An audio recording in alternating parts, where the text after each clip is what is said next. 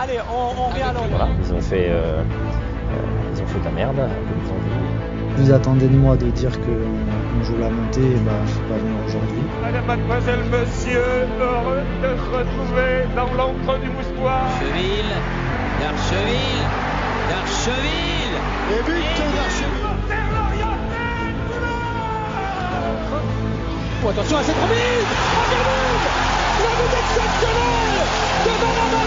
Un dégage. Oh, Lorient qui marque face au Paris Saint-Germain. Le but de Lorient de Kevin Monet-Paglione. Pour le football club de Lorient. Avec deux Lorient qui est absolument seul. Attention à Brielle et l'égalisation de Lorient face à Mamadou Sakho. Brielle qui va servir Kevin Gamero peut-être pour le but du chaos. Gamero et Lorient mène 3-2. Il y a peut-être 3 points à prendre si ça arrive jusqu'à Macidouaris. Le voilà, le ballon de Macidouaris à Zakcianic qui va trouver le troisième but des Lorientais. Arnold Bouemba qui permet à Lorient. Le moral, pourquoi ne pas tenter sa chance? Et Lorientais qui va accélérer encore. Côté gauche pour Bozok de la surface. Frappe de Bozok et deuxième but.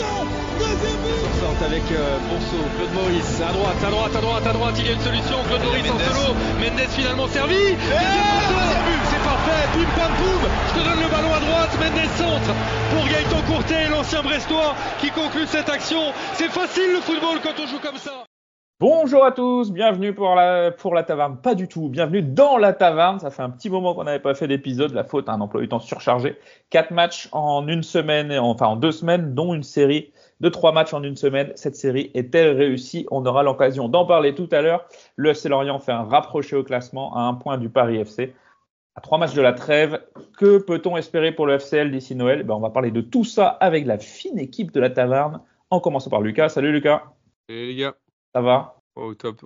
Un week-end de derby, week-end de 3 jours, rien ne peut aller mieux. Tu t'es refait le match aujourd'hui d'ailleurs, tu as profité de ce 11 novembre pour faire ça. Exactement, j'ai surtout fait le match parce que j'ai pas pu le voir en direct. Mais justement, voilà, j'avais moins d'émotions, donc une analyse va être encore plus fine et juste. Alors, c'était pas férié pour tout le monde. Moi, je vis dans un pays qui, pendant les conflits mondiaux, a choisi un camp qui ne célèbre pas comment dire, pas le 11 novembre ni le 8 mai. Donc, j'ai travaillé aujourd'hui, mais c'est pas le cas de Raph, qui, lui, revient de vacances. Salut Raph. Salut à tout le monde. On t'a parlé du FCL là-bas? Absolument pas. Pas du tout. Pas du tout. Bon. Non. Pourtant, il y a des nombreux Argentins qui sont passés par le FC Lorient. Ouais, c'est un petit tweet que j'ai fait quand j'ai posé le premier pied à terre, je vais y arriver. Donc pas mal de petits Argentins, mais j'ai pas eu la chance de faire un match malheureusement. Mais beaucoup de maillots de Boca Juniors à Buenos Aires et de River Plate. Un petit peu moins quand on va dans le sud du pays, mais on voit que ça reste quand même une terre de football. Magnifique, Didier Roustan serait fier de toi. Et puis, il a planté sa tente devant le stade de Pleuharmel en attendant l'ouverture de la billetterie. En vain. Pierrot, salut mon Pierrot. Salut. Bon les gars, on commence avec les petites news. On rigole, mais du coup, la petite première news n'est pas ouf. On connaît enfin la peine qui a été infligée à Flo et Alan pour l'histoire d'Ajaccio. On va pas revenir là-dessus. Il y a la prison sous bracelet. Bon, ça c'est un fun. Enfin, c'est pas cool déjà. Et surtout, il y a une IDS de 5 ans et de quelques mois. Par contre, dans le cas de Alan, 5 ans d'IDS, Pierrot, c'est énorme. C'est même très très très sévère. C'est le maximum que tu peux donner actuellement en France. Moi c'est mon avis personnel, c'est quand même hyper sévère pour qu'au final que du dégât matériel. Il y a pas eu de blessés, il y a pas eu de morts. Voilà. Les sanctions sont un peu disproportionnées, c'est dommage. Et on a l'impression qu'ils ont voulu en faire un exemple. Ouais. Donc voilà, à Taverne, on a été un peu comme beaucoup de monde, très surpris, très choqué. Évidemment, il y a eu des faits qui, voilà, on va pas rentrer là-dedans, mais bon, voilà, on apporte notre soutien à alors, ils sont pas que 2 d'ailleurs, ils sont plusieurs à être IDS là en ce moment, donc voilà, soutien à eux. Deuxième news, allez, on repart dans quelque chose de plus léger. Loïc Ferry et Pierre Gasly se sont associés, savez-vous dans quoi? Du padel. Dans le Oui, padel. Padel. Alors là, le Ouais. truc totalement improbable. Pierre Gasly et Loïc Ferry donc ont monté une équipe de padel. Je ne sais pas quel est l'objectif de ce truc. Je ne suis pas non plus allé fouiller, mais si jamais Lorient ça va pas, on pourra toujours faire un podcast padel d'ici quelques semaines. Arthur Avom et Bong va être convoqué en équipe du Cameroun pour la première fois, Lucas, et c'est entièrement mérité.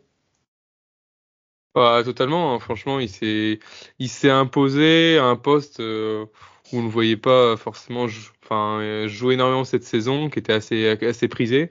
Et il progresse énormément, donc c'est top pour lui. Bon, ça fera un joueur de plus sélectionné dans le groupe et notamment peut-être à la CAN l'année prochaine. Mais on a eu beaucoup de problèmes avec ça l'année dernière. Mais franchement, c'est génial pour lui.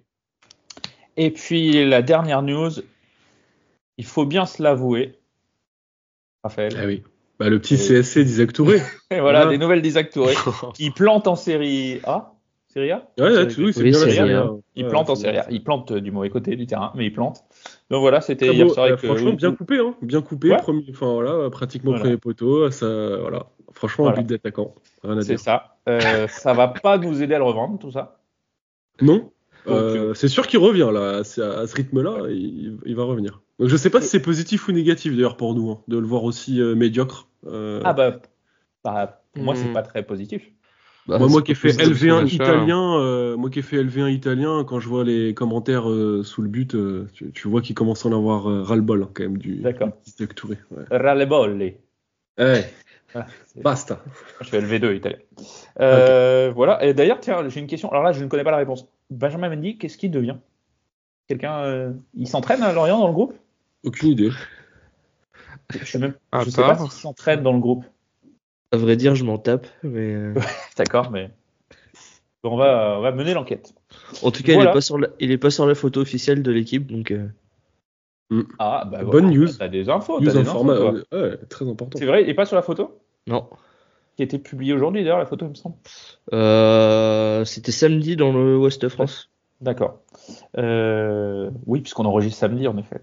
Euh, Le délai. Qu'est-ce que j'allais dire? Oui, donc bah, voilà, bah, s'il n'est pas sur la photo, je doute qu'il s'entraîne avec le groupe quand même, du coup. Ça me paraît très bizarre. Non. Voilà. On me posait la question l'autre jour, je n'ai pas su répondre. Voilà pour les petites nouvelles autour du FC Lorient. Je ne sais pas s'il y a autre chose qui vous a marqué dans l'actu du club là dernièrement. Non, franchement. C'est déjà Non. pas mal. Bon, et ben samedi c'était derby, comme l'a dit Lucas tout à l'heure. 14h sur Beansport. C'est marrant le match quand c'est le week-end, l'après-midi, les stades sont pleins, les parcages sont pleins. Donc une belle ambiance au stade, Pierrot. Et une victoire ça, sans trop trembler du FC Lorient. Bah, un bel après-midi, sous un beau temps, un stade plein, une équipe de Lorient très très joueuse, qui a fait plutôt plaisir à voir après la déconvenue du match précédent à Clermont. On a vu peut-être le meilleur visage de Lorient cette saison sur ce match, ou du moins l'un des meilleurs visages, mais pour moi ça reste le meilleur visage pour l'instant. Beaucoup de combinaisons offensives, des joueurs qui étaient en difficulté quelques semaines avant, qui commencent à pointer le bout de leur nez, des jeunes qui explosent comme Arthur Avomebong, une défense plutôt solide, j'ai un gardien qui pour une fois, ça fait longtemps, j'ai adoré sa prise de décision sur ses sorties où il ne tergiverse plus et il prend une décision, il va au bout, et ça m'a fait grandement plaisir. On a tous Donc, pensé ouais. à toi, Pierrot, sur la sortie de Vogo. Ça, c'est pour Pierrot. Donc ouais, moi franchement sur ce match-là, j'étais pleinement satisfait. On se fait, il y a une réduction de l'écart en deuxième mi-temps, on arrive à remarquer juste derrière. Franchement, tous les feux étaient au vert ce week-end. Raph, est-ce qu'on ne serait pas face au premier match de la saison réellement maîtrisé par le FCL? Ouais, franchement, ça commence à être très costaud, et il y a surtout un sujet, et on l'avait mentionné en avant-match, c'est en fait l'agressivité et la pression que l'équipe a pu a pu mettre sur l'en avant de Guingamp, et du coup c'était des grosses consignes, j'imagine, du coach qui s'était pas privé de donner ses intentions et son analyse sur les derniers matchs. Et ce pressing-là, on l'a vu, hein, les offensifs déjà l'ont bien fait, avec un 4-1-4-1 remanié pour avoir plus de densité au milieu de terrain. Un pressing qui franchement a quasiment tenu 90 minutes. Alors il y a eu quelques séquences où c'était un petit peu plus lâche, notamment à la fin, plus en gestion et en fin de première. Mais globalement, on a beaucoup gratté de ballons et il y a eu beaucoup de situations où on a récupéré le ballon assez haut. Donc déjà ça change. Ce qui nous a aussi permis de concéder moins d'occasions derrière. Ça faisait longtemps qu'on n'avait pas senti aussi les buts de Vogo aussi peu en danger. Donc peu sollicité, mais en tout cas quand il a été sollicité, il a pu répondre présent, notamment en première avec un bel arrêt sur une frappe assez vicieuse. Et donc ouais, maîtrise quasi complète sur tout le match, que ce soit offensivement comme défensivement. J'ai trouvé ça assez intéressant, et je mettrais quand même un petit bonus à Avomebong, que j'ai trouvé omniprésent, très très fort sur ce match. Probablement son meilleur match depuis qu'il évolue sous nos couleurs. Défensivement, offensivement, on a récupéré énormément de coups de pied arrêtés, dont un penalty sur des fautes subies, une passe clé, il fait une passe décisive. Enfin, franchement, très très très intéressant et très complet. On reviendra peut-être sur ce milieu à 3 un peu revu et corrigé avec Pagis, Avomebong et Abergel, parce que c'était aussi assez intéressant tactiquement parlant. Mais ouais, très bon match, très costaud, et pour avoir écouté la conférence de presse d'après-match que Pierrot adore, du coup Pantaloni est revenu sur tout ça en disant que les ingrédients en première période étaient là, le spectre de Clermont a rapidement été effacé, les esprits étaient très clairs, intensité, du rythme, donc clairement très intéressant à ce niveau-là. Donc étude du match, étude du goût de l'adversaire, mise en place de consignes, donc, et un rôle aussi de Pablo Pagis assez intéressant à souligner. Donc ouais, plutôt très intéressant. Lucas, je souscris aux propos de Raphaël, mais je ne peux m'empêcher de penser qu'on est aussi tombé sur un Guingamp assez faible. Est-ce que tu penses que c'est un gros match maîtrisé de Lorient, ou c'est juste Guingamp qui est passé complètement à côté? Alors, déjà pour parler d'abord de nous, non, je pense qu'on a vraiment maîtrisé notre sujet. Je rejoins Raph sur le fait que le traumatisme des derniers matchs, traumatisme c'est peut-être un mot fort, mais en tout cas sur le match de Clermont et Rodez, il a été effacé, et ça a permis aussi de voir des joueurs dans un match qui est quand même très important face à un gros adversaire du championnat, des joueurs qui ont été titularisés soit à des postes différents, ou alors qui ont été titularisés comme Pagis pour une des premières fois de la saison, et finalement qu'on fait un match solide. Et ça, c'est hyper intéressant, et ça souligne encore l'impact des remplaçants. Donc ça, pour moi, c'est la structure qui a été vraiment cohérente, et chaque joueur a su vraiment comprendre le rôle qu'il avait dans ce match, et des rôles qu'ils n'avaient pas forcément habituellement. Et je pense que Guingamp était un peu moins flamboyant offensivement, mais je pense que sur leur maîtrise collective, ils étaient plus ou moins sur leur standard. Et je pense qu'on a vraiment été intéressant là-dessus sur les côtés, notamment avec vraiment la rapidité dès qu'on récupérait le ballon à se projeter vers l'avant. Alors ça a manqué parfois de justesse technique, ce qui nous a pas permis d'en mettre plus, même si on en met déjà 3. Mais non, je pense que voilà, c'est un mélange d'ingrédients, un mélange des deux. Et ouais, peut-être voilà, Guingamp offensivement qui n'a pas su en tout cas contourner notre bloc, trouver des décalages, et je pense que c'est très rassurant. Raphaël, tu soulignais des individualités, Pierrot. À part Avomebong, d'autres individualités que tu veux souligner? On a parlé de Vogo aussi.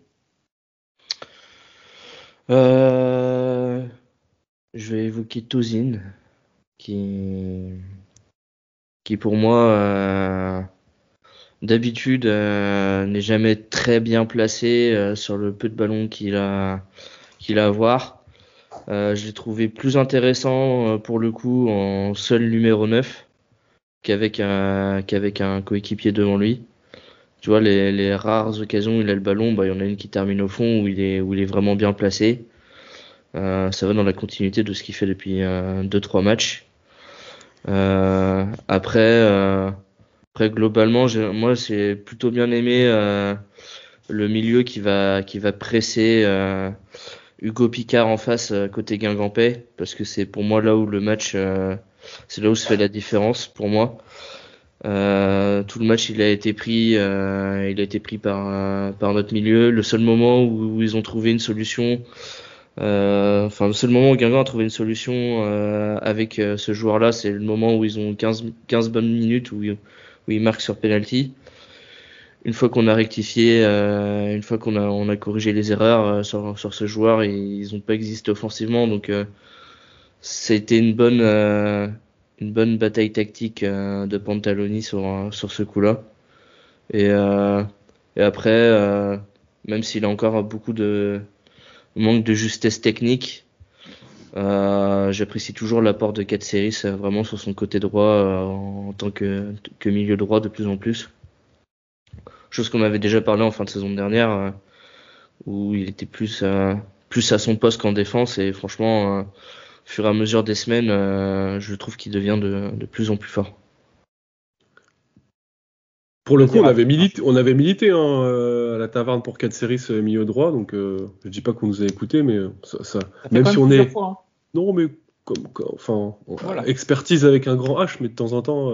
Et d'ailleurs, je vais souligner un des propos de Pierrot, puisque il parlait du piège sur Picard. D'ailleurs, dans l'interview d'après-match de Pantaloni, clairement, c'était un plan de minimiser l'influence de Picard, notamment avec une gestion du milieu de terrain et aussi des excentrés, mais donc le plan de jeu a bien fonctionné, parce que il a quasiment fait pas un non-match, je vais pas dire ça, mais en tout cas il a été piégé de nombreuses fois et neutralisé, on va dire ça comme ça.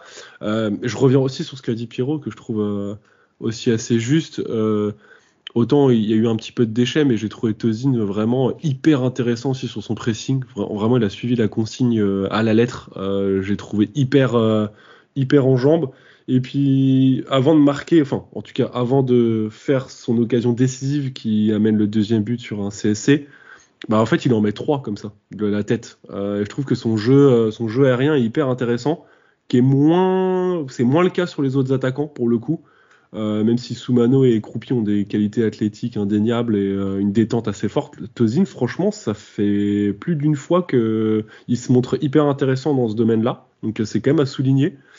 Et moi, j'ai un autre joueur à mettre en avant, c'est Formose Mendy, qui sort une copie, je dirais pas quasi parfaite, mais en tout cas très costaud. Mais je dirais défensivement, clairement, on sait qu'il y a des qualités. On l'a vu beaucoup plus serein et agressif. Moi, ce que j'ai trouvé hyper intéressant dans sa palette, c'est qu'il a fait 2-3 transversales ultra soyeuses dans les pieds de Yongwa. Vraiment des transversales de 40-50 mètres. Donc, et aussi un jeu vers l'avant avec 2-3 situations où il serre tout de suite l'attaque. Donc, je trouve que ça montre aussi qu'il est peut-être un petit peu plus en confiance de tenter et de faire des choses de ce type-là, alors que on a plutôt j'ai eu plutôt tendance à voir un Formose Mendy faire plutôt de la papasse derrière que prendre les devants et risquer ce genre de transmission. Donc assez intéressant aussi à souligner.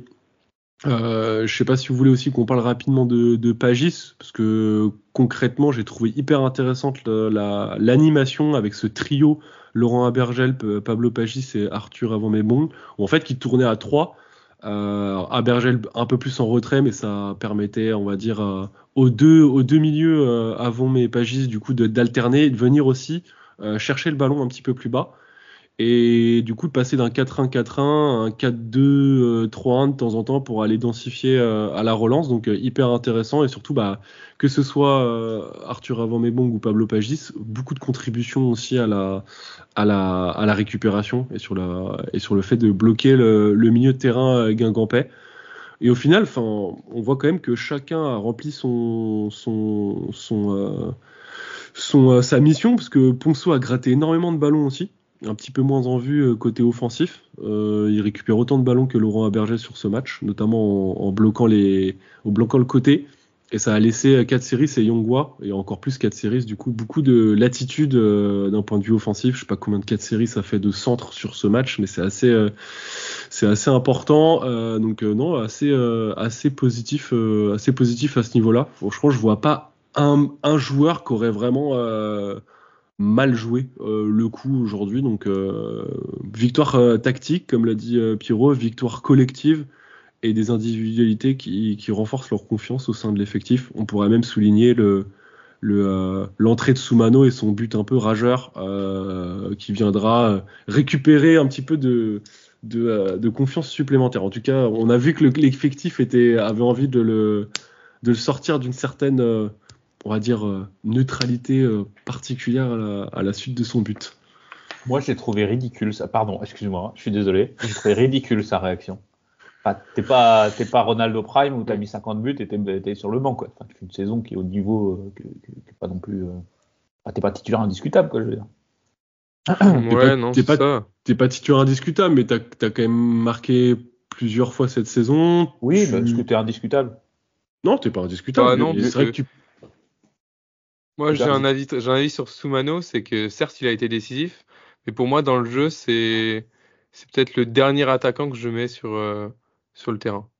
Ah ouais? T'es dur. Parce que, moi, pour moi, dans la contribution, dans le lien avec les autres, je trouve beaucoup plus de complémentarité, que ce soit Kroupi, que ce soit Bamba qui se montre vraiment intéressant dos au jeu, vraiment pour attirer les ballons, faire remonter le bloc, qu'un Soumano qui pour moi est un peu entre les deux, mais j'arrive pas à trouver de vrai certes, pour qu'il y ait une complémentarité, il faut qu'il y ait un enchaînement de matchs, il faut que le joueur se connaisse, que des liens se tissent.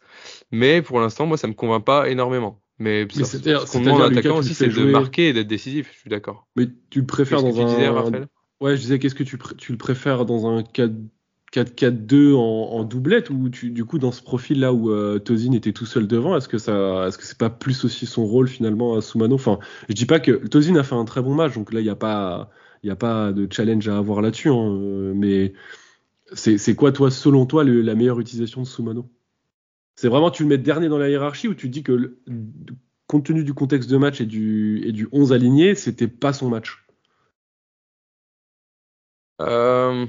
En tout cas, moi je le vois plus dans un 4-4-2, dans un poste où il a une doublette avec lui qui va savoir justement plus contribuer, peut-être faire le lien. Je vois avec un Kroupi justement qui va être très mobile, alors que si tu le mets avec un Bamba ou si tu le mets dans un, comme on l'a vu aujourd'hui, face à Guingamp, il y aura moins d'impact, et pour moi il va y avoir un lien qui va pas se créer entre ce milieu de terrain et c'est cette dynamique offensive. Je l'ai vu perdre quelques ballons à son entrée en jeu, et c'est ce qu'on a vu aussi sur le match précédent face à Clermont, où moi je l'avais trouvé pas du tout performant, ce qui était aussi à l'image de l'équipe. Donc là, ça faut pas le retirer. Mais voilà, en tout cas dans le jeu, moi je mettrais un bémol sur Soumano. En tout cas, tu as raison sur un point. Tosin a perdu 4 ballons sur 64 minutes et Soumano 5 en un gros quart d'heure. Ouais, tout ça pour dire, tu marques le but qui grosso modo scelle la victoire, même si bon, 3-1, on n'est pas à l'abri visiblement, mais voilà, ta réaction là, ça va, quoi. T'es attaquant remplaçant en Ligue 2, te chauffe pas. Je trouve ça un peu ridicule. J'ai eu un petit laps, je sais pas si vous avez parlé de Formose Mendy. Oui, tout à fait. Ouais. Est-ce que ce serait pas, Pierrot, le seul défenseur central indiscutable de cette équipe ? Le seul lock en défense centrale ? Si, clairement. Clairement, j'ai presque même envie d'aller plus loin. Pour moi, Pour moi, c'est le meilleur joueur de cette première partie de saison. La take qui fait débat. Plaisir, là, qui relance le podcast. Le meilleur. Ah ouais ? Ouais, franchement. C'est dur de pas mettre. Ouais, franchement, compliqué. Ouais, mais si on part du principe où le buteur c'est le meilleur joueur, ouais, ok. Mais franchement, je trouve que défensivement, s'il est pas là, on tient pas la baraque derrière à chaque fois. Donc, On a beaucoup encensé Igor Silva aussi, qui fait encore un super match d'ailleurs samedi. Ouais. Ouais, tu vois. Il s'est ouais, fait, mais ouais, voilà, il s'est fait mais surprendre il s'est fait surprendre 2 ou 3 fois en profondeur quand même sur son côté. Formose l'a bien aidé. Ouais. Petit. Sur le gros arrêt d'Mvogo, justement, ouais, là, il était bien pris. Il n'était pas du tout dans l'alignement de la défense.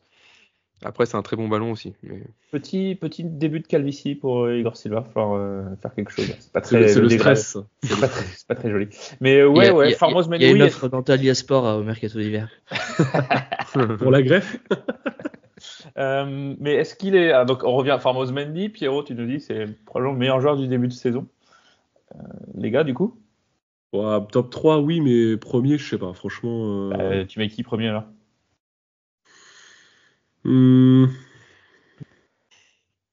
Moi, dans mon top 3, je vais te le donner tout de suite. Il y a Mendy, vas-y.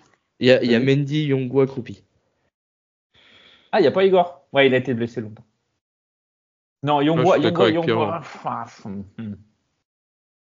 Ah si, Yongwa est quand même très très fort. Ouais, je suis pas loin de mettre Avamebong dans le top 3. Je rigole même pas.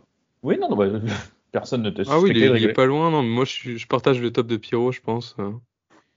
Avec Kroupi, t'es obligé de le mettre dedans, c'est sûr. Est-ce que tu peux enlever Abergel du top 3 Je suis pas convaincu. Hein. Il fait 4 passes décisives, il a eu quelques matchs un peu moyens, mais il est costaud. Quoi.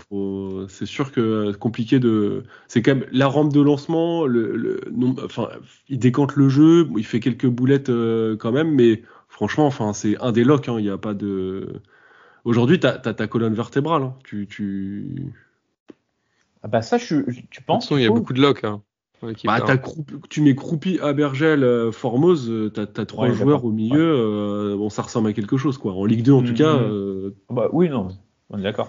Lucas, tu me dis, tiens, ça fait longtemps qu'on n'a pas fait tous les locks du FC Lorient. Tu dis, il y en a plein. Faisons-les. Donc, gardien, Yvon Mvogo, il y a 2 semaines, dans le dernier épisode, on disait que peut-être faire tourner. Est-ce qu'on le considère comme un lock aujourd'hui, là? Pour moi, toujours pas. Il fait un très bon match contre Guingamp. De par son statut, oui. Après, de par ses performances, je dirais non. Si on se base juste sur ce qu'on voit cette saison, qu'on enlève tout le contexte, pas forcément. Après, Yongwa n'a pas de concurrence. Ouais. Talbi, il faudra voir par rapport au retour de Julien Laporte. Je pense que les questions vont être vite réglées incessamment sous peu. Igor Silva, pour moi, est un lock. Ouais, je suis d'accord.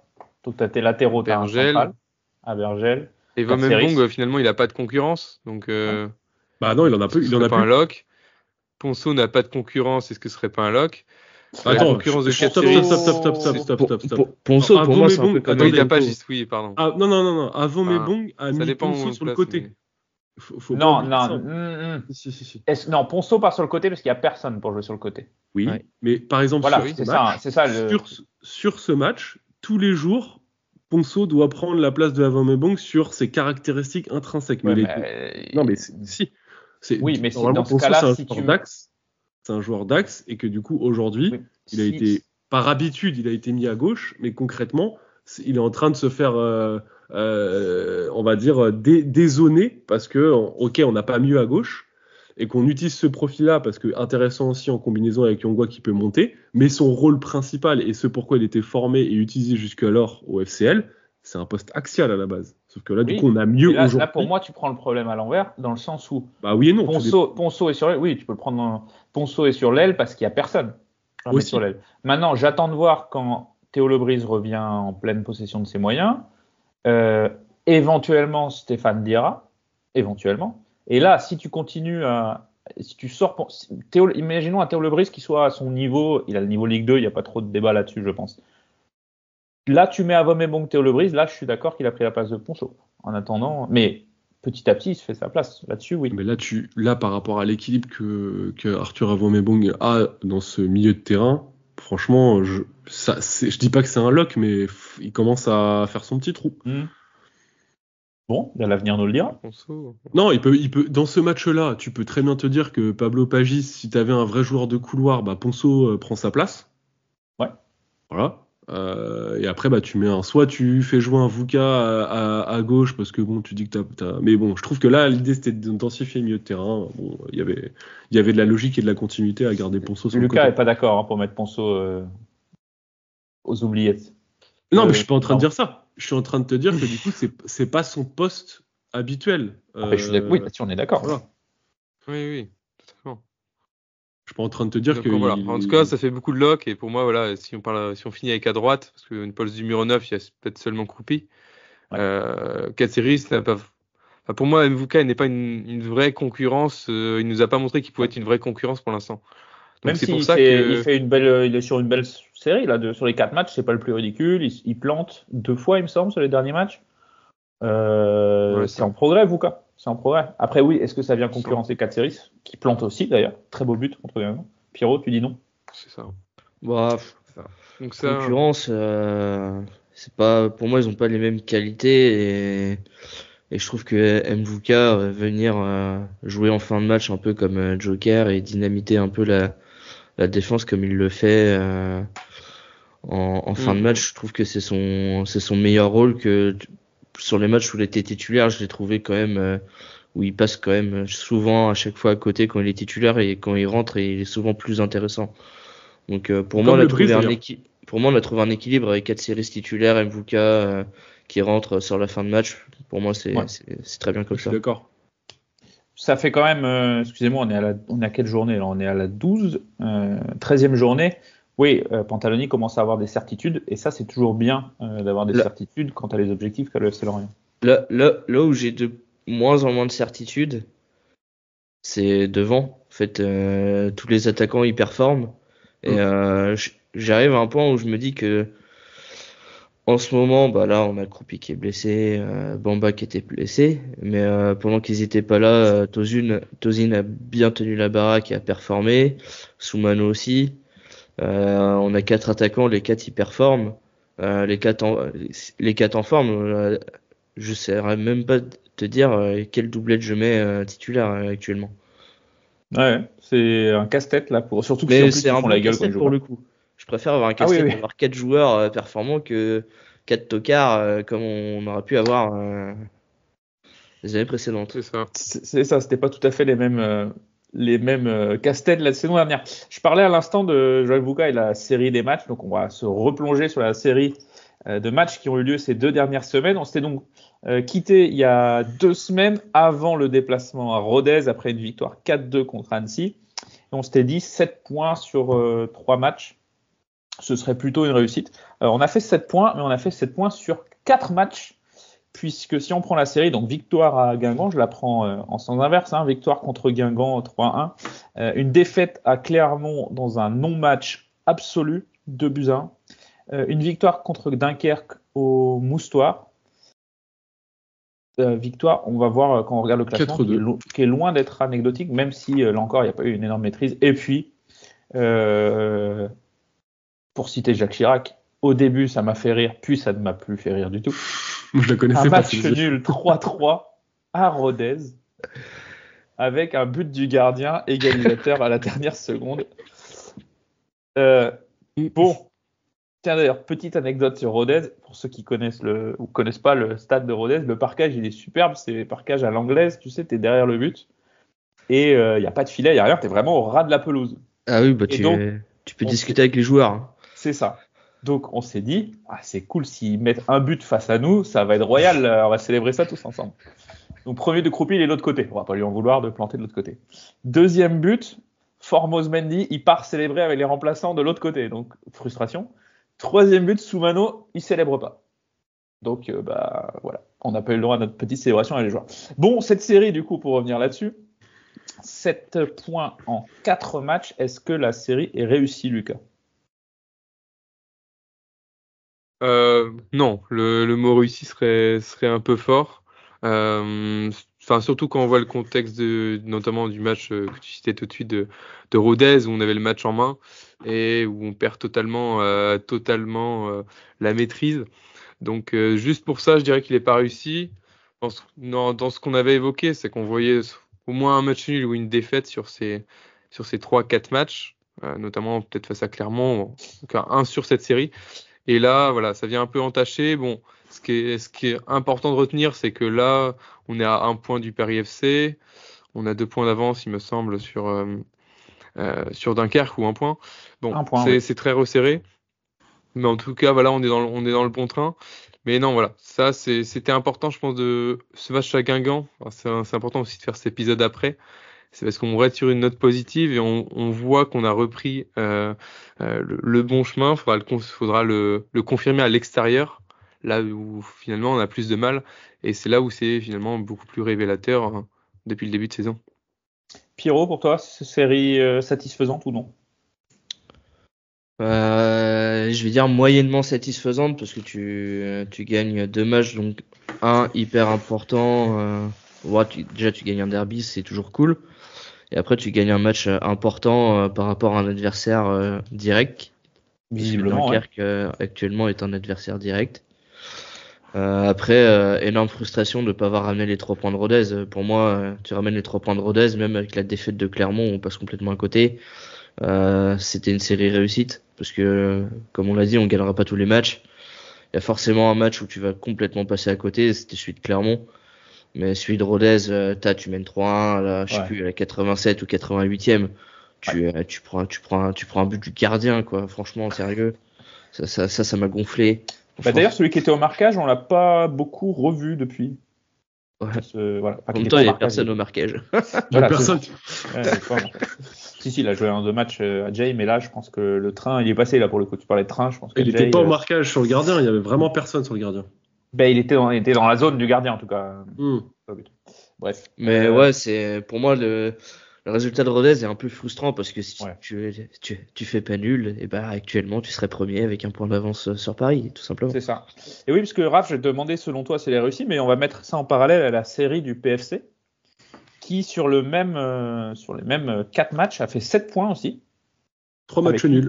Une victoire et 3 nuls. Donc, ça met un peu en perspective aussi ce que fait le FC Lorient. Bon, on va pas non plus cracher dans la soupe. On revient quand même sur le Paris FC et ça c'est pas plus mal. Pour autant, ça fait accordéon derrière parce que du coup, ça revient quand même un petit peu avec un Dunkerque qui est sur une assez bonne dynamique. Je pense qu'il y avait rien à aller chercher de plus à Clermont. Franchement, là, le match on est passé à côté. Enfin, ça arrive. Hein.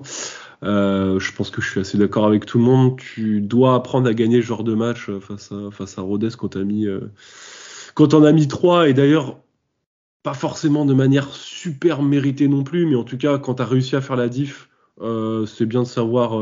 S'ils reviennent à 2-1, tu sens que c'est pas serein. Le 3-1, tu dis c'est bon, c'est plié, quoi. Ouais, et là franchement, tu vois, le 3-1, je me dis bon, ça y est, on a réagi en champion. Voilà, tu vois, but coup sur coup. Franchement, à 3-1.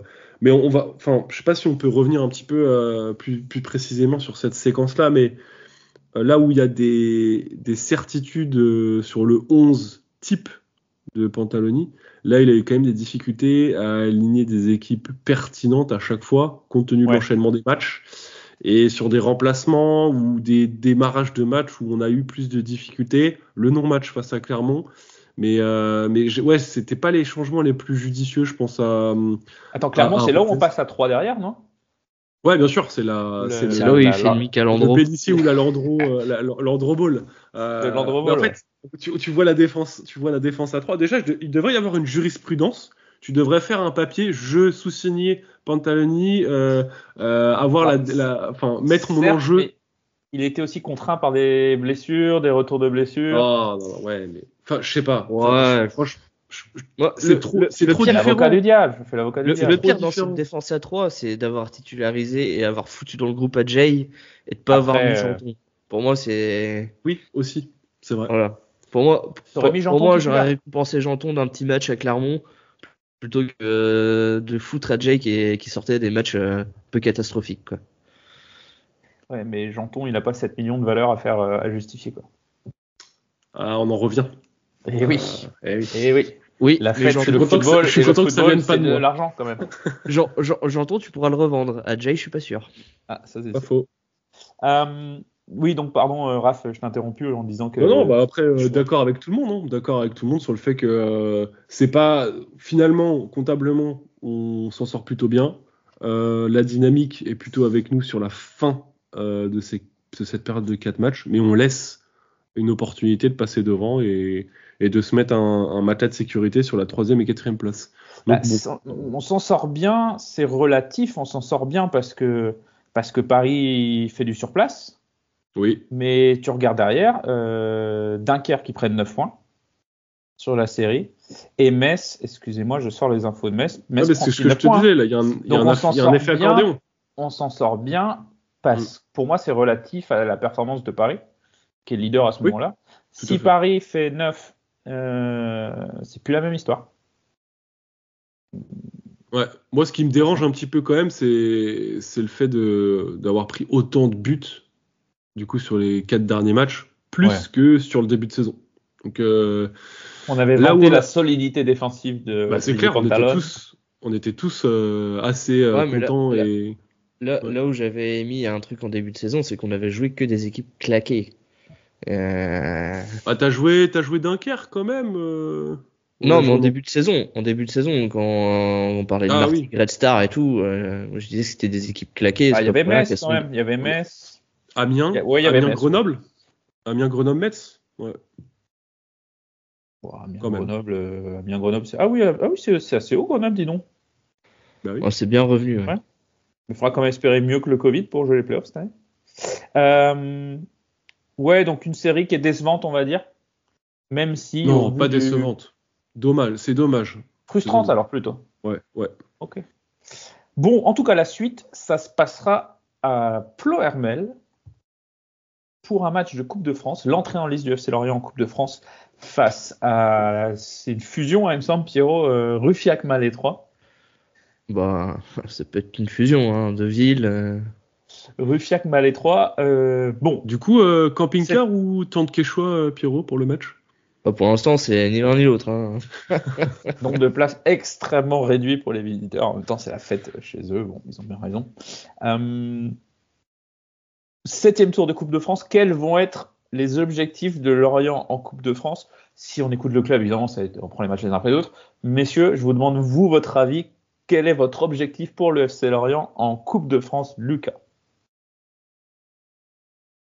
Franchement, vu la largeur de l'effectif qu'on a cette saison, on se permet même de faire tourner dans des semaines à un match. Donc je pense qu'il faut jouer la carte à fond. Donc là, sur les premiers matchs, donc là on joue, même s'il faut respecter l'adversaire. Là, je pense qu'il y a peut-être ça c'est bien pour la télé. Turnover. Lucas, on s'en bat tu dois les plier. Pardon. Enfin, je veux dire, après, respect Ruffiac, mais on doit les plier. Il y a pas de. Si on perd face à Ruffiac, c'est grave. Je vais devenir à même. Donc non, je pense qu'il faut vraiment la jouer à fond, mais comme chaque année. Moi, je vais avoir le même discours et je pense que, à chaque fois, on se fait ressortir assez tôt et on se dit, tiens, si on avait gagné là, on voit que cette équipe-là est allée assez loin. On a vu des Annecy, on a vu des clubs de national qui sont allés jusqu'en finale ou en demi ces dernières années parce que par rapport à un parcours particulier, par rapport à un ou deux exploits, tu peux aller très loin. Donc moi je pense qu'il faut totalement jouer sa chance, jouer sa carte. Et donc pour toi ce serait un parcours réussi si ça se termine Allez, objectif quart de finale. Voilà, objectif. Raph. En fait, je sais pas si définir un objectif 8e quart, ça. L'idée c'est de pas. Non, l'idée, je suis assez d'accord avec Lucas, c'est pas avoir de regrets et de se dire que tu as perdu face à plus fort, tu vois, mais éviter l'upset face à des équipes pourries, tu vois. Donc la jouer à fond et puis si ça doit s'arrêter, ça s'arrête. Mais en gros que tu arrives à 8e de finale ou quart de finale, ça change quoi? Franchement, ça change rien. Donc moi je suis plus d'avis à me dire respectons chaque adversaire, mettons la meilleure équipe possible et puis c'est tout. La langue de bois. Pierrot? Non, mais franchement, à la fin de la saison, on a fait quart de finale en Coupe de France. Je pense même pas qu'on en reparle. Si. Si. Plus que si t'as fait 8e. Parce que là, on attaque le 7e tour. D'accord. Ouais, après, il y a le 8e tour. Donc, attends, ça fait un match. Donc, 8e. Et après, il y a le 32e. 32, 16, quart, 8. demi, finale. T'as 7 matchs de finale. T'as oublié les 8e. Ouais, t'as oublié. D'ailleurs, t'as 8 matchs de la finale. C'est tellement long. T'as 8 matchs de Stade de France, c'est loin. Mais est-ce que ce serait pas un objectif sympa, Pierrot? Moi, comme tous les ans, hein, l'objectif c'est la victoire. Après, tous les matchs jusqu'en 16e, c'est des matchs, c'est un match par semaine. Donc pour moi, après tout dépend ce que tu tapes en 32e. Si tu prends le PSG chez eux, ou voilà, forcément, tout dépend du tirage. Mais je vais parler à court terme. Là, on joue une R2. Faut les plier. Clairement, faut les plier. Et ensuite, derrière, 8e tour, on sait déjà qui à peu près on va jouer. Je lance mon petit pronostic, ça va être l'US Money qui est en R1, parce qu'il joue un club de District 2 juste au 7e tour. Donc normalement R1, District 2, voilà, normalement le jeu est déjà fait pour moi. Après, ça pourrait être rigolo de jouer une équipe de District au 8e tour, ceci dit. Mais je pense que voilà, on va être en 32e, pour moi, tranquille, sans forcer. Par contre, si on perd, le clip il ressort, je suis mort. Mais ce sera pas ta faute si on perd. Pour moi, on va être en 32e sans forcer, tranquille. On a eu un tirage quand même très très favorable. On aura pu se taper, je sais pas, un Concarneau, un Laval ou un Guingamp, où ça aurait été un peu plus chiant. Surtout avec les nombreux absents qu'on a ce week-end avec la sélection et tout, c'est tombe bien qu'on ait pris une petite équipe. Après, une petite épopée, un quart, une demi, où on se fait un peu kiffer parce que on n'a pas eu beaucoup l'occasion de kiffer ces dernières années. Ça pourrait être cool. C'est ça, moi, ce que j'attends, c'est un match de Ligue 1, quoi. Un match, pas forcément, mais un match type demi-finale où tu as le stade en ébullition, il y a une ambiance, ou alors un déplacement sympa en demi avec beaucoup de Lorientais dans le déplacement. Tu vois, un truc comme ça, moi, c'est ça que j'attends. Après, tu peux remplir la moitié. Tu veux aller à Toulouse, Julien, toi. C'est sûr que tu veux aller à Toulouse. Ouais, alors, si ça pouvait avoir lieu dans le sud de la France, ça ferait plaisir. Puis c'est surtout que. Sud-ouest, Grand Max, Montpellier, quoi. Plus loin, c'est long. C'est surtout que tu peux, dans le meilleur des mondes, si tu as une belle avance en Ligue 2, tu peux te permettre de jouer des contracts en Coupe de France et d'aller faire. Ouais, mais est-ce qu'on arrivera à creuser le trou quand même? Non, je pense pas. Ça va on n'est pas assez régulier. Ça va être galère jusqu'à la fin. Mais moi, c'est ça que j'attends de Lorient cette année en Coupe de France, c'est nous offrir une petite épopée. Alors, si on peut remplir un virage au Stade de France, c'est génial. Mais ne soyons pas trop ambitieux. Une petite épopée avec, allez, un quart ou une demi dans un stade sympa ou au Moustoir, un truc qui mette un peu les papillons dans le ventre quand tu arrives au stade et t'attends toute la semaine ce match parce que tu dis putain, si celui-là on le gagne, on fait un truc cool, quoi. Parce qu'aller jouer à Grenoble, c'est pas exactement le même projet, quoi. En championnat, je veux dire. C'est clair. Et puis ça concerne on disait que le groupe est assez large, d'avoir une épopée comme ça concerne tout le groupe et les joueurs qui jouent assez peu, peut-être qu'ils auront l'occasion de jouer soit ces matchs-là, soit le match d'après pour faire tourner. Et finalement, ça crée une osmose et tout le monde se sent concerné, des joueurs se remettent en confiance. Osmose Mendy. Du coup, quel 11 de départ face à Ruffiac. Alors celui-là, je pense que si on a les 11 bons, on est assez costaud. Bon, dans les buts. Benjamin Leroy. Leroy, tu veux pas donner la confiance à Vogo qui réussit son sortie et qu'il arrête un péno? Ah, il est en sélection, d'accord, pardon. Je vais rater cette information. Il y a plein de joueurs en sélection si tu veux la liste. Bon, donc Leroy, qui est-ce qu'on va retrouver avec... Attention parce que le piège, ce serait aussi de mettre que des remplaçants. Des mecs qui jouent pas, des mecs du... Ça va être ça, hein. Ouais, mais t'es obligé de mettre des mecs qui ont du rythme aussi, quoi. Igor Silva, il est pas en sélection, quoi. En gros, vous êtes en train de me dire que vous avez tous envie de voir comme Fromager sur l'aile droite, quoi. non, mais sur le 11 qui était titulaire à Guingamp, tu vas en avoir 4 ou 5 qui seront là, quoi, c'est tout. Ouais, pour moi, t'es obligé d'en mettre un ou deux pour avoir un peu d'équilibre et de rythme dans cette équipe, non? On a suffisamment joué à Football Manager pour savoir que c'est une mauvaise idée de trop faire tourner. Bah ouais, mais là, t'as pas le choix. T'as beaucoup de joueurs en sélection, t'as Bergel qui est... Bon, alors, du coup, qui est-ce qu'on met sur le terrain, là? Allez, allons dans le Death Shark du FC Lorient. Janton Laporte, ça me paraît déjà assez évident. Est-ce que Pierrot, tu peux faire... T'as la liste justement des joueurs qui sont en sélection? Il fallait travailler, Lucas. De tête, ouais, il y a Mvogo qui est en sélection. Non, mais comme ça, on les rappelle. Et... Il y a Yongwa qui est en sélection, il y a Avomebang qui est en sélection, il y a Talbi qui est en sélection, il y a Formose Mendy qui est en sélection, Adjay est en sélection, du coup, il te reste que deux défenseurs centraux, Laporte, Janton. Attends, excuse-moi, quoi? Ouais, Adjay, il est en sélection apparemment. Ouais, bah attends. D'accord. Il regarde pas les matchs. En même temps, le Ghana, Moi, ce que j'adore, le match, ce qui peut, une cagade monumentale, c'est notre joueur italien, à qui on va donner les clés sur ce match. J'espère qu'il va pas passer à côté. Parce que On a un joueur italien, non? Oui, qui a une très bonne cote en Italie. Ah oui, on en a Parce pas que là- parlé. Makengo qui est revenu. mais Bon, du coup, alors les amis. du coup, pour finir, il y a Tozin qui est en sélection, Mvuka qui est en sélection, Avergel suspendu, Kroupi blessé et Bamba qui revient de blessure. Mais je pense pas qu'il prendra le risque de le refaire jouer dans un match un peu bourbier contre une R2. Ouais, c'est ça. Voilà, donc Du coup, à partir de ces éléments, alors oui, donc ça se complique notre affaire.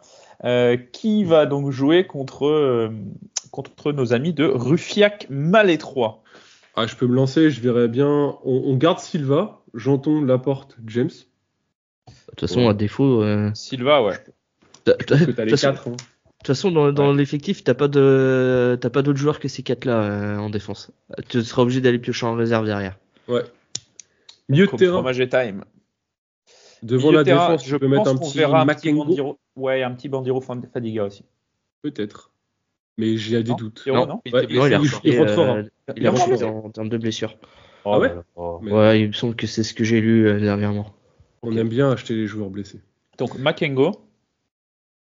Ponceau. Ouais, Makengo, t'es obligé. Ponceau, bah oui, obligé. Ok. Moi, à Est-ce que droite, tu- je mets 4 séries, à gauche, je mets le Brice. Ouais, le Brice, mais est-ce que tu fais pas jouer 4 aussi séries, j'ai un doute. Hein. Je pense que tu mets Quatre- Vuka avant 4 séries. Tu mets Vuka. Non, Mvuka, il est en sélection. Ah putain. Ah oui Et qui sélectionne Vuka, c'est la Attends, Norvège, non? Ouais, Diarra, il espoir. peut pas jouer Ouais. Ouais, Diarra. Diarra, S'il est en forme, c'est un match je où il sais faut pas jouer, s'il est apte à jouer aussi. J'ai des doutes. Ouais, et puis s'il se prend un tacle sur Ouais, le genou mais par un oui, mec de bah. R2, Parce que s'il prend un tac sur le genou d'un mec de Ligue 2, ça va mieux. Ouais, je te jure. non, mais bon, Et de, je sais pas si le meilleur C'est contexte pas pour très revenir après respectueux un an pour de les joueurs blessure. de R2, ça, Lucas.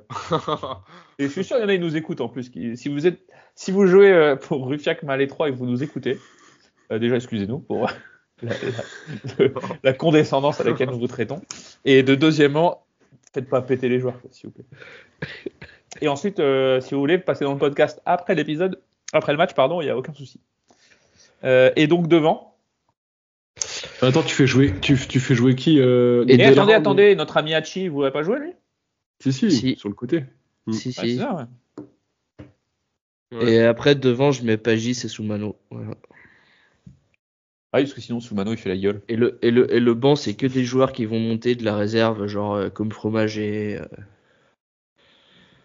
le Mais GOAT. on a qui en fait Parce qu'il reste qui Attends, c'est intéressant quand même. Bah, sur le banc de l'effectif pro, Ah bah plus attends, grand-chose. la moitié des joueurs, on va pas les connaître. Hein.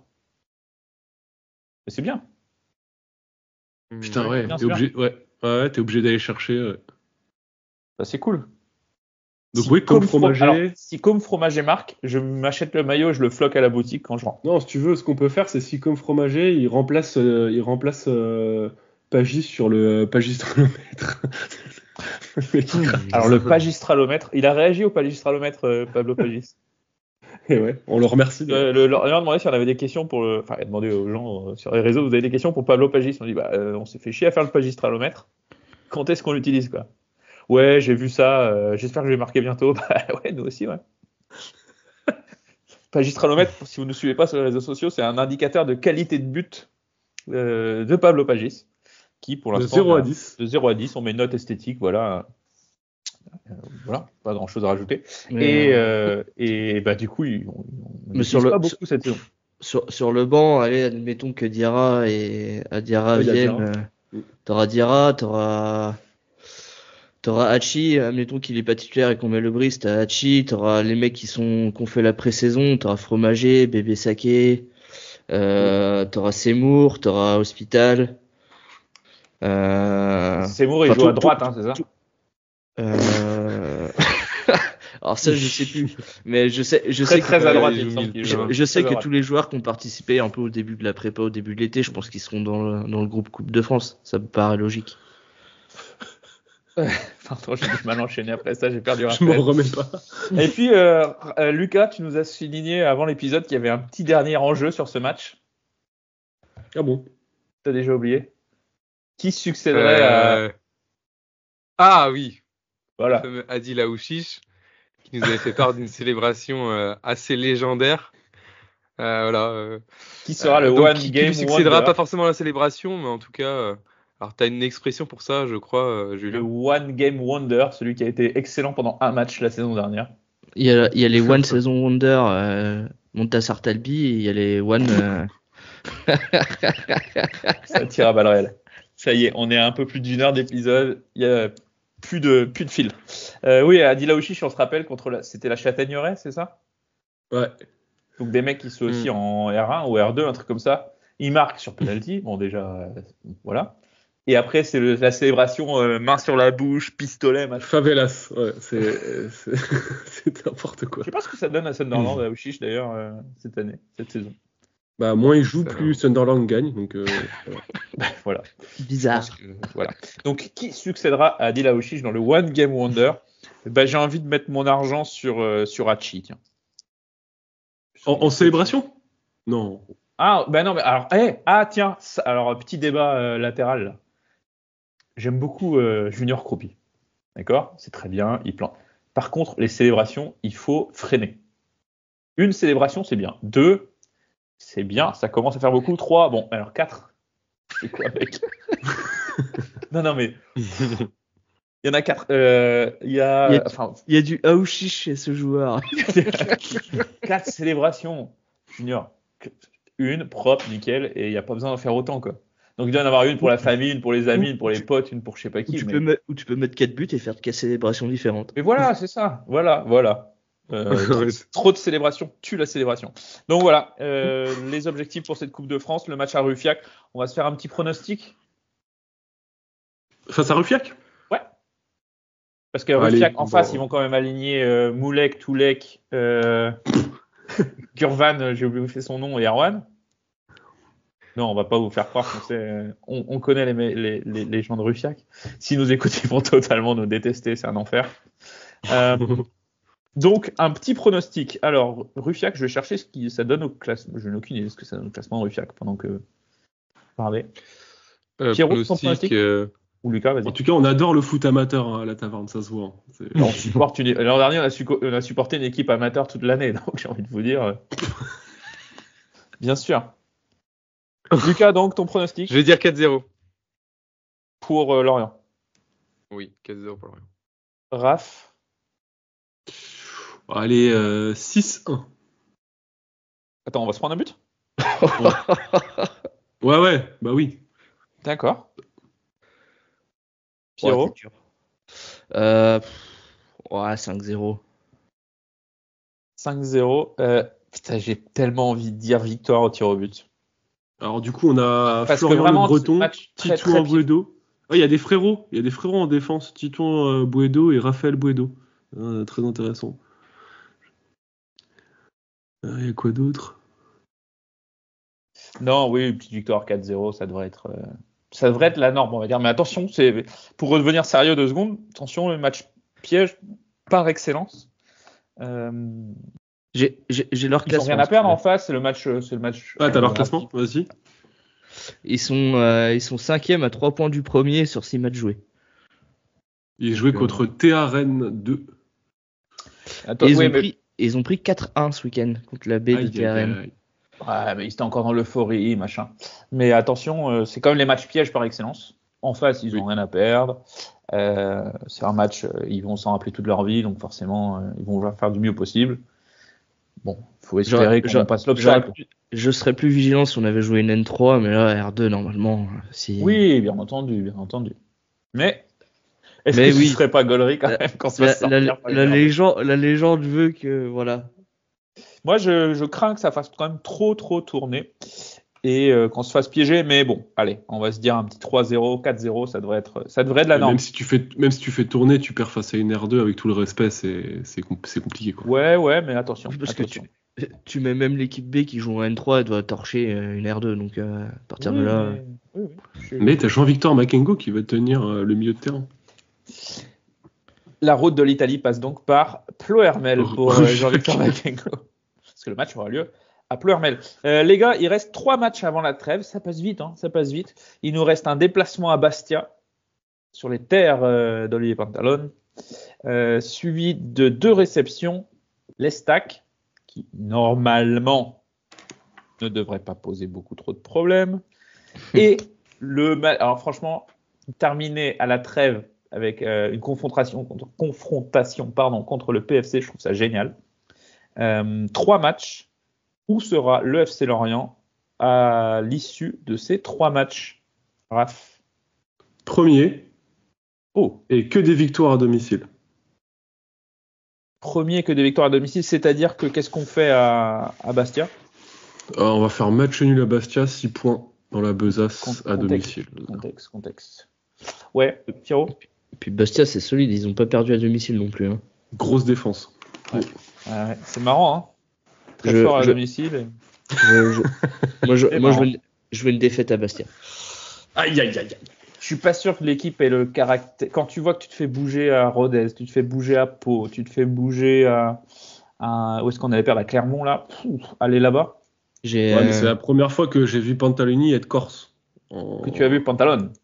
Ouais, être corse. Du coup, c'est-à-dire commencer à dire les gars.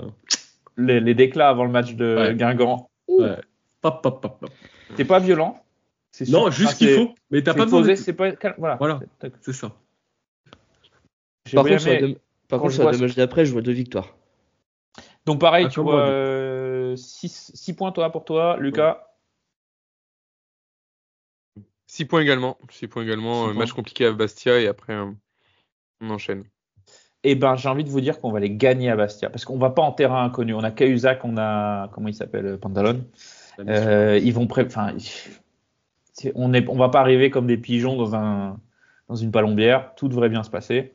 Et derrière, on enchaîne 2 victoires. Enfin, allez, on enchaîne avec une victoire. Non. On enchaîne avec une victoire. Et on joue contre le PFC, la première place à la trêve. Là, après, c'est entre les mains de Dieu, si vous voulez. Mais tu peux virer à la trêve en tête. Et ça, c'est beau. Moi, je pense qu'à la trêve, on est toujours 2e avec le même écart de points.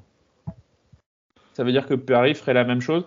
Si tu veux, non, c'est qu'ils prennent 3 points quand nous, on est à 0 chez Pierrot. Ouais. Et que du coup, ils font 6 points. Et puis, Oui, donc ils font la même série, le même nombre de points. Paris, eux, vont jouer Annecy.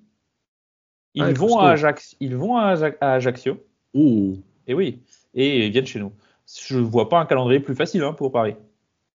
Ouais, après ils ont quand même une bonne équipe aussi. Ça... Ouais, mais ils ont un déplacement en Corse. 3 matchs nuls. Ouais, non, ils vont gagner. Ils sortent de 3 matchs nuls. Oui, mais c'est juste ce qu'il faut pour les réveiller aussi, pour pas les. Après, moi j'ai une théorie, c'est qu'on les verra plus après Paris, parce que cet hiver, évidemment, ça va recruter. Pour moi, ils peuvent. Parce que je sais que Pierrot, t'es pas d'accord, je vois que tu dis non. Ils seront cons de le faire. Tu peux pas. Mais tu peux pas ramener des joueurs sur une équipe qui fonctionne bien en fait. Et prendre le risque de pas monter. Moi, je reste persuadé que le Paris FC est très très efficace. C'est quand même pas la plus grosse cylindrée offensive. Ils sont sur les indicateurs offensifs, ils sont 5e. Pourtant, ils ont Pierre Yvamel. Hein. Ouais, mais bon. Et par contre, défensivement, ça tient bien la route. Ça. Moi, je les vois bien signer 1 ou 2 mecs qui ont rien à faire en Ligue 2 au mercato d'hiver. Je te dis pas changer les 11 évidemment, enfin les 11, les 8, 9. Mais d'ailleurs, j'ai envie d'y penser. En fait, non, Paris FC, on va faire match nul. Pierre Yvamel, il va nous sacrifier sur une tête à la 90e, c'est sûr. Bien sûr, là, j'ai l'acte notarié dans les mains, je vais mettre la maison sur un but de Pitou. Je viens d'avoir une vision, là. Mais c'est évident que Pitou va marquer au moustoir. Chasse au papillon de Yvon. Qu'il va pas faire son Soumano, va pas célébrer. Parce que Soumano, faut quand même se dire, il rentre contre Rodez, personne ne l'applaudit. Genre, silence de cathédrale, alors que il a quand même fait des chantiers pour Rodez, quoi. Et derrière, non, je célèbre pas, non. Je commence à avoir... il m'a un peu vénère, Soumano, dernièrement. Bon, en tout cas, il y a possibilité de virer devant à la trêve, et ça, ce serait plutôt cool. On verra ce que ça donne. En tout cas, ouais, c'est une série sympa. J'aime bien cette série-là qui nous attend. Bastia 3, Lorient. N'importe quoi. Bastia 3 c'est ça. PSG. PFC, pardon. Ouais, c'est une série très très sympa. Pierrot, on passe aux questions des auditeurs. On vous a prévenu il y a il est quelle heure? Il y a 20h, il est 20h30, il y a 3 heures. On vous a prévenu qu'on faisait un épisode. Pardon, excusez-nous. Du coup, on va pas crouler sous les questions normalement. Pierrot, je te laisse. Ah, si. Si, ça va. Première question de Kertok sur Twitter. Comment expliquer cette différence d'engagement à domicile et à l'extérieur, 6 sur 6 à domicile? Bah, c'est dans l'ADN du FCL, hein, j'ai envie de te dire. Les entraîneurs passent et les résultats à l'extérieur restent toujours un peu. C'était avec Pélissier qu'on a fait une série de 0 victoire à l'extérieur. À l'extérieur. Ouais. J'arrive pas à m'expliquer. Moi, je pense qu'il y a eu une période, enfin même depuis le début de saison et jusqu'à Guingamp. Donc ça veut dire, surtout le début de saison, beaucoup de suffisance de la part de nos joueurs. Sauf à Caen. Oui, je te parle de la tendance globale, on va dire. Beaucoup de suffisance de, ça va aller. Rodez, c'est un exemple de suffisance. Amiens. J'ai même envie de te dire, comment il s'appelle, Annecy. Non, Annecy c'était particulier. Non, Annecy, je retire ce que j'ai dit. Mais bon, voilà, beaucoup de suffisance. Donc, Martigues, j'ai pas trouvé de la suffisance, tu vois. Après, Martigues, c'est le premier match. Amiens, t'as trouvé qu'il y avait de la suffisance? Amiens, je me rappelle pas sûr. Non, Amiens, on joue bien le match. Dunkerque, pareil, c'est celui qui est le plus mal payé, Amiens. Dunkerque, on les prend de haut. À Metz, tu trouves qu'il y a de la suffisance? Ouais, mais non, parce que Metz, tu vas jouer sur un mec qui descend de Ligue 1, t'es concerné, etc. Bon, c'est mais du coup, tu gagnes à domicile tous tes matchs. Ensuite, tu fais match nul à Rodez, ou suffisant sur les 10 dernières minutes, mais pas sur tout le match. À Metz, t'es concerné. À Caen, t'es concerné. À Clermont, tu fais un non-match. À Pau, attends, dégueulasse.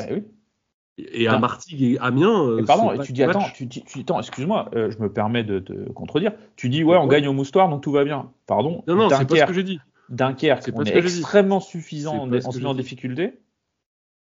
Oh non, je suis pas. Enfin, franchement. Si, bien sûr que si. Tu finis à 6 sur 6 à domicile. Bon, Dunkerque, on perd à la mi-temps. Hein. Pour moi, il y a deux matchs où t'es ridicule. C'est Pau et Clermont. Le reste. Mais tu vois, Pau, ils viennent de mettre. Non, ils font match nul contre Paris. Hein. C'était pas. Mais Dunkerque, tu perds à la mi-temps. Au Moustoir, on n'est pas devant à la mi-temps tranquillement à chaque fois. Mais franchement, il y avait des ingrédients. Franchement. Ça veut pas. L'un n'empêche pas l'autre. Donc pour moi, il y a ça, en tout cas. C'est de toute façon, on fera un débrief de poule aller. Une méga analyse de la première partie de saison pour Noël sous le sapin. Eh oui. Et puis il y aura Fairy Time bientôt. J'ai hâte. Question suivante, Pierrot. J'ai vu plusieurs questions qui m'ont fait rire. Isaac Touré peut-il finir meilleur buteur contre son camp de Serie A? J'ai envie de dire, on le souhaite. Hein. Tout est possible. Et là, il y a 2-3 petites questions mercato qui commencent à arriver bientôt, hein, mine de rien, dans un petit peu plus d'un mois et demi. Quels joueurs ont des envies d'ailleurs pour le mercato d'hiver? Et dans une autre question, il y aura faut-il penser à recruter ou se renforcer en vue d'une montée en Ligue 1 et aussi à l'arrivée des échéances de certains contrats? Déjà, envie de départ, moi je dirais Bamba. Je suis sûr que s'il a une offre qui l'intéresse à moitié, il fait ses valises et il attend que ça. Vogo, pareil. C'est un mauvais jugement, mais enfin en tout cas, voilà. Mais voilà, il faudra avoir une offre quand même assez conséquente en plein hiver, mais des équipes de Ligue 1 qui ont besoin d'un buteur, il y en a 2-3. Hein. Ouais. Mais contre l'argent, c'est difficile. Ah ouais, mais après. Moi, je pense surtout que au-delà des joueurs, je pense que si le club reçoit une offre adéquate pour n'importe quel joueur, malheureusement ça part, même si c'est un joueur un peu cadre, genre Croupi, j'ai des grosses peurs qui partent. Oh oui. Après, tu l'as dit tout à l'heure, Pierrot, on a 4 attaquants de qualité. Enfin, même si je me permets de ne pas être tout à fait d'accord sur Tozin, mais en effet, c'est mieux. Oui, qu'il y en ait un des 4 qui partent, ça me surprend pas. Je tombe pas des. J'ai bien peur qu'on finisse pas la saison avec ces 4 attaquants-là. C'est ça qui me dérange un peu. Bamba devait partir à Getafe cet été. Ça s'est pas fait et Getafe lutte pour le maintien. Eux, ils ont de l'argent. Hein. Il y a beaucoup de clubs qui ont de l'argent pour Kroupi aussi. Après, Kroupi, le meilleur deal, le moins pire, c'est tu le vends et tu te le fais prêter les 6 derniers mois. Ça, ça serait de l'ordre de l'acceptable à mes yeux. Mais Bamba, j'ai bien peur qu'il parte. Et après, s'il y a des joueurs qui ont des offres, qui voulaient partir cet été et qui sont en dessous de ce qu'ils peuvent montrer, de ce qu'on a pu voir de leur meilleur niveau, je pense que ça part aussi. Ouais, Talbi, il y a 4 défenseurs centraux. S'il a une offre qui l'intéresse, il va vouloir partir et c'est peut-être le bon moment. Et après, je pense qu'il y a 1 ou 2 joueurs qui partiront après. Mais qui ? Parce qu'en fait, en vrai. Janton. Ouais, ok. Ouais, pas si t'as un central qui part.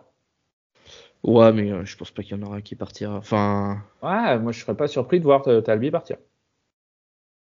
Ou alors, attention, ça vous dit une petite théorie du complot ? Allez. Vas-y. On a un deal secret avec un club pour vendre Adjei cet hiver. C'est pour ça qu'on a signé la clause. Non, il serait parti tout de suite, franchement. Mais non, tu pouvais pas. Si. Ah bon ? On pouvait finalement ? Oui. Ouais, mais il a juste pas été vendu, c'est tout. Ouais. Si, parce que tu l'as recruté avant la fin de la période de saison précédente. D'accord. Donc en fait, tu joues sur une histoire de date, mais si, tu pouvais. Et après, dans les arrivées, on n'a pas pléthore d'argent et on a beaucoup de joueurs. Je pense que si déjà il y a une arrivée, c'est un joueur libre. Je pense pas qu'on va s'amuser à aller acheter un joueur, sachant qu'on a déjà pléthore de joueurs. Et sachant qu'en cas de pépin, on a toujours le Joker disponible. Oui, mais le Joker, tu l'as plus jusqu'au 31. Après le 31 janvier, tu l'as plus. Hein. En général, je crois que c'est juste. Ah, ça saute au 31, ça ? Ouais, il me semble. Hein. J'ai pas cette info. Sauf si c'est un gardien, je crois. Ok. Il y a une petite subtilité avec les gardiens, il me semble. Mais je vois pas de recrue personnellement arriver. Déjà, il n'y a pas forcément de besoin. Déjà cet été, on a fait que Fadiga et Leroy, qui n'ont pas joué au final. Après, attention, si Vogo part, t'es obligé de recruter un gardien. Ouais. Je mets Leroy. Tu vas chercher tu mets Leroy titulaire. Pas de problème, tu vas chercher un remplaçant pour Leroy si tu veux, mais il te faut quelqu'un, quoi. Ouais, mais tu vas trouver un gardien en prêt. Tu penses pas que... Et le Dupé peut revenir ? Enfin, revenir, pardon. Est-ce que tu venir. actionnes le... Il avait visité l'appart, il était... C'est quoi ces sources ? Mais non, c'est n'importe quoi. Ça veut dire qu'il était vraiment prêt à venir. Si lui est toujours OK pour venir et que Lorient est toujours dessus, je pense que le deal sera fait assez vite. Voilà. Mais est-ce que c'est toujours d'actualité ? Ça, moi, je le sais pas. Quid de la cote de Vogo aussi, hein, franchement. Pas énorme, surtout qu'il en serait parti. Sinon. Il est en fin de contrat. En fait, Vogo, il a eu des offres. Hein. Simplement, c'était des offres qui ne le convenaient pas. Il s'attendait à plus et il n'a pas eu plus. Mais non, il va attendre d'avoir plus le choix entre ses mains. Enfin. Oui, mais Vogo, il est libre en fin d'année. C'est l'été prochain. Oui, on oublie ça. Vogo, il est libre en fin d'année. Donc, oui, c'est ça. Donc il va attendre. Il a aucune raison de partir. Il y a que Talbi pour moi qui. Talbi et Bamba. Je serais pas surpris de voir un départ sur ces deux-là. C'est vrai. Mais là où c'est intéressant, mais on va pas spoil le Fairy Time, mais c'est vrai que tous les fins de contrat, c'est quand même un vrai sujet. Ouais, ça on aura l'occasion d'en parler du coup dans le Fairy Time le 31, si c'est bien le 31 janvier 2025. D'autres questions, Pierrot ? Ouais, Dulric Le Pay sur Twitter. Faut-il mettre Julien Ponceau sur le banc quelques matchs pour qu'il puisse prendre conscience qu'il joue trop souvent à l'envers cette saison ? Déjà, je suis pas forcément d'accord avec le constat. Je pense qu'il fait partie des joueurs qui sont parfois un peu trop suffisants, ok. Mais de là à dire qu'il joue à l'envers. Il y a certains matchs où je trouve qu'il joue pas, où je suis un peu d'accord, où il joue à l'envers, mais après, il est positionné à un poste un peu par défaut, à mon sens. Ah oui. Et je vois pas qui on peut mettre sur ce poste-là. Actuellement, Pagis, on a vu que ça fonctionnait pas. Kroupi, il est blessé, mais quand il était à gauche, ça fonctionnait pas des masses non plus. Ah ouais. Donc après, l'arrivée de Le Brice, ça peut rebattre certaines cartes aussi. Donc, ce qu'on disait tout à l'heure. Ça va être plus Le Brice qui va devoir choper sa place que Ponceau que voir Ponceau aller sur le banc juste pour son manque de... Enfin, après, on n'est pas tous d'accord, mais pour son manque de régularité. Et après, je pense que c'est sa gestuelle, en fait, c'est sa gestuelle et sa nonchalance. Sa nonchalance, en fait, tu vois ça, alors que je pense que le mec est quand même concerné, tu vois. Mais c'est juste que même quand il fait certaines remises, tu vois qu'il a une gestuelle un petit peu de je me débarrasse du ballon, tu vois. Enfin, je pense il a une gestuelle vraiment qui joue contre lui. Je suis pas là pour le défendre, je suis pas son avocat, mais je trouve je pense pas qu'il faille quand même le mettre sur le banc des accusés. Franchement, il fait pas un début de saison raté. Et puis franchement, on n'a pas mis aujourd'hui dans ce rôle-là, donc franchement. Je suis d'accord. Je trouve que c'est sévère envers Julien Ponceau. Et je sais pas si tu as regardé sur Instagram, Pierrot, il y avait une petite question. Je sais pas si tu l'avais sélectionnée. Vas-y. Question d'Adrien Perron. Quel duo d'attaque pensez-vous la plus complémentaire? Enfin, le plus complémentaire. Moi, j'ai dit tout à l'heure, je sais pas du tout. Je laisse les experts, Lucas et Raphaël, donner leur avis. Ok, moi je vais me faire donc, ok. T'aimes pas le foot? Ok. Sachez que je muterai ce mot-là, mais incroyable. D'accord. Et ben moi j'allais dire Croupi Bamba, mais allez vous faire foutre avec mon avis. Moi je suis assez d'accord avec toi, Julien. Ouais, non, mais moi mon avis ne vaut rien. Ouais, moi aussi, un joueur mobile, en plus un point d'appui. Toi aussi, c'est encore assez récent, ses bonnes performances. Ouais, ça fait un match. Et on l'a pas vu forcément performant encore dans un 4-4-2 pur, avec vraiment deux purs numéro 9. Donc après, pour l'instant, Soumano, Bamba, même si Bamba, l'application est peut-être un peu moindre que Tosin. Soumano, c'est 6 buts, hein, c'est l'attaquant. Franchement, le ratio est plutôt bon. Hein. Par rapport au nombre de minutes jouées et le nombre de buts. De pénalty sur les 6 buts? Ouais, 2 pénalty. Ouais. Non, mais Soumano, il m'énerve. Donc, je vais être sur son dos un petit peu là. Il m'énerve. Voilà, tu vois, Pierrot m'insulte, il a bug, on le voit plus. Puis c'était tout. Ah, t'es toujours là, Pierrot. Ok, je croyais qu'on t'avait perdu. C'est tout. Du coup, on a fait le tour, je pense. Un tour assez exhaustif de ce qui s'est passé avec le FC Lorient sur ces dernières semaines. Rendez-vous du coup ce week-end à Malétroit, pas du tout, à Pleurmel pour un match Lorient contre Ruffiac-Malétroit. Il me manquait une des deux villes. On espère une qualification au prochain tour de la Coupe de France et un joli petit parcours en Coupe de France. Merci les amis pour ce superbe épisode. Merci à toi. Merci à toi. Et puis rendez-vous. Pour ton expertise. On se revoit après, on se revoit. Attends, il y a quoi là? Expertise avec un petit H pour lui. Très clairement. On se retrouve après Ruffiac, non, on va peut-être pas faire un épisode spécial Coupe de France, mais après Bastia. Oui. Après Bastia. Avant de repartir en 8e tour de Coupe de France. Voilà, c'est ça. Et puis après, on attaquera les derniers matchs avec Lorient 3 et Lorient Paris FC. Merci à tous de nous avoir suivis.